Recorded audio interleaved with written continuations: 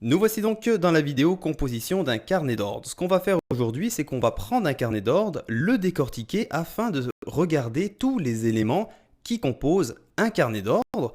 On va regarder quelles sont les informations que chacun de ces éléments-là nous donne et on va voir ensemble comment lire chacun de ces éléments-là pour être en mesure d'avoir une lecture globale du marché et de comprendre ce qui se passe dans l'instant T. Alors, un carnet d'ordre, de quoi il est composé? Premièrement, vous allez avoir la colonne du prix qui va vous donner la valeur de l'instrument à l'instant T. Par la suite, on va retrouver la colonne du volume profile. Donc cette colonne-là, c'est un outil qui nous permet de garder une trace de toutes les transactions qui ont été réellement effectuées, soit au prix des acheteurs, soit au prix des vendeurs, depuis le début de la session et surtout à quel prix ces transactions-là sont faites. Ça va nous permettre de développer des stratégies de trading. Par la suite, on va avoir la colonne du bid et du ask. Donc la colonne du bid, ce sont les intentions du côté acheteur de prendre possession de contrats. De l'autre côté, on va avoir les ask, donc les vendeurs, et ça nous montre le nombre de traders qui veulent prendre possession d'un contrat à la vente. On a aussi au milieu ce qu'on appelle le tape, le inside print. Ça va nous montrer les trades qui sont réellement exécutés en ce moment. À chaque fois qu'il y a des trades dans le inside print, ça va rajouter ces informations-là dans la colonne du volume profile. On a également la colonne qui va nous permettre de faire la gestion de notre position. Quand on rentre dans le marché, ça va être avec cette colonne-là qu'on va être en mesure de déplacer notre stop ou notre take profit. Nous avons aussi la colonne des notes. Cette colonne-là, ça va vous servir d'écrire toutes les notes ou toutes les informations que vous avez besoin de vous rappeler au cours de votre session. Le premier élément qu'on va regarder, ça va être la colonne du prix. Donc la colonne du prix, l'information primaire que ça va nous donner, ça va être la valeur de l'instrument à l'instant T. Si vous avez le même visuel que moi et que vous utilisez les dômes de Jigsaw, vous allez voir que les prix qui sont ici sur fond gris vont représenter chaque niveau de prix qui ont été tradés depuis le début de la session. Et les prix ici sur fond noir sont les prix qui n'ont pas été tradés depuis le début de la session. Donc quand on le met de deux couleurs différentes, ça va nous aider facilement à avoir un repère visuel pour savoir si on s'approche des plus bas du marché ou des plus hauts. Dépendamment où le prix de l'instrument va se trouver, ça va complètement changer notre façon de penser. Comme par exemple, la plupart du temps, les bons du trésor vont fonctionner de la même façon. Donc si un bon s'approche de son plus bas, en règle générale, les autres bons aussi vont être dans leur plus bas.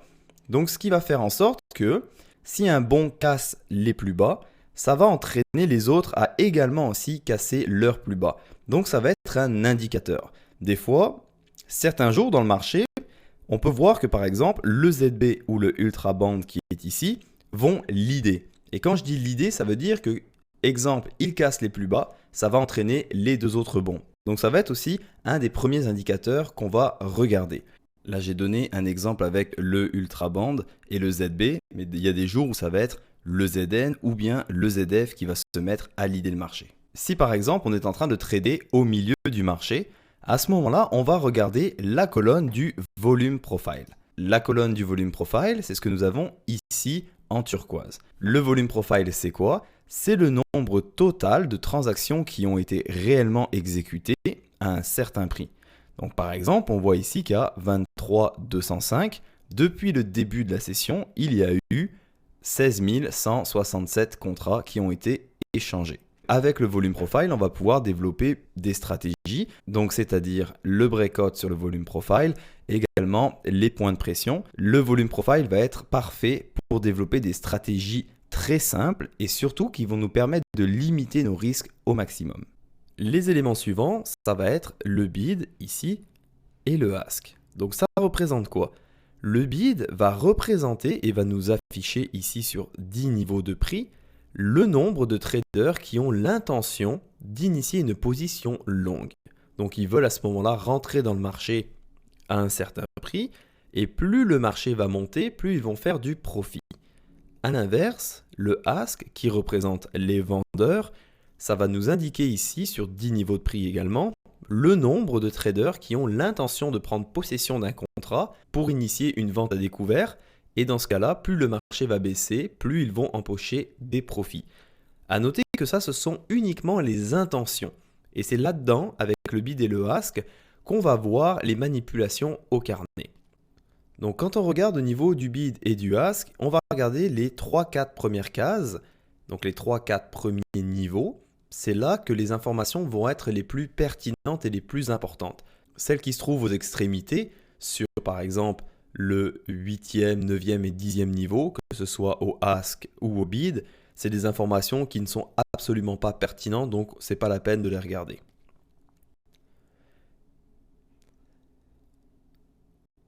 Maintenant qu'on sait que le bid et le ask sont des intentions, comment savoir alors quels sont les trades qui ont réellement été exécutés?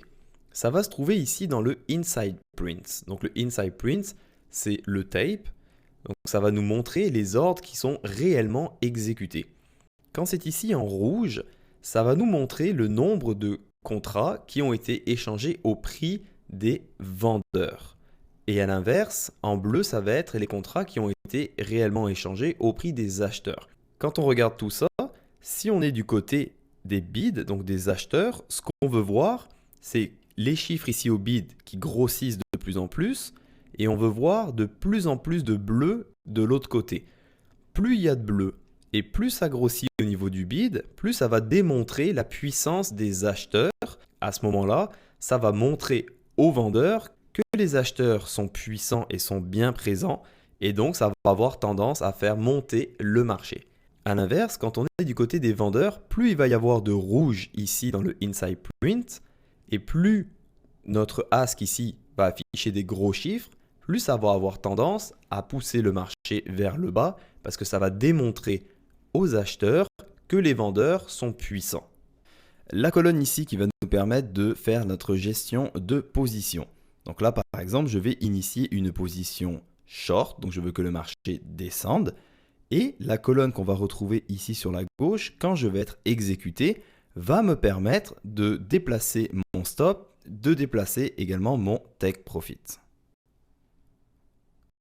Donc on voit, maintenant je suis rentré dans le marché, donc ça devient rouge au niveau du prix pour m'indiquer qu'à 23,185, je suis rentré dans une position short. Donc je veux que le marché descende. On a ici mon ordre stop, donc on voit pour mes 10 contrats avec le S qui va représenter le stop. Et ici on a mon ordre, mon take profit. Donc ça veut dire que si le marché se rend ici, sur 23,135, je serai sorti de ma position sur mes 10 contrats.